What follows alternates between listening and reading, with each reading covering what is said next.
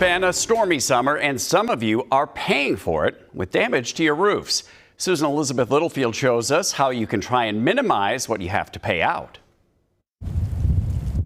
Whether it's cold, This is Minnesota, and so it's typical. hot, My husband said, I guess this is what it would be like in Florida. or wet, It was definitely a little scary though with the flooding. aside from Minnesota nice, He helped me get out of right here. So I'm gonna help him. the other constant is the wind and the occasional hail, which is what brought these roofers to this Elk River home. What does hail do? What we have here is just a surface hail damage where it knocks off the granule of the shingle. We'll usually see stuff like this, more of like the golf ball size hail, bigger hailstones. That would be something that potentially would leak over time. Sean Lutkin demoed the damage so we could see up close, but in general, it's tricky to spot. Because without getting up on the roof, it's hard to see on the actual shingle.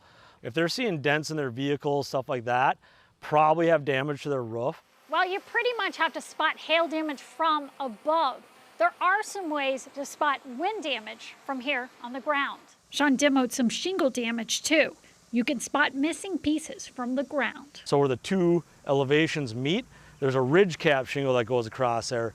A lot of times we'll see that as like the first kind of shingle that comes loose, which can lead to leaking. If I see a shingle up, I think, oh no, I have to get a new roof. Do you always have to? You don't always have to, depending on the age of the roof and the color of the shingles, how old they are, how much fade. Can you just patch it? You can patch it in certain areas of the roof. The key, he says, is catching the damage like this early by actually paying attention to what your roof looks like before there's any damage, getting a baseline, maybe snapping some photos. And as these photos show, he's been extra busy. Wind damage has been more prevalent the last 8-9 months than we've probably seen in the last decade or so. So they'll keep at it, whichever way the wind decides to blow. The earlier you catch it, the less potentially you might have to pay. Definitely. In Elk River, with photojournalist Mike Durenberger, Susan Elizabeth Littlefield, WCCO News.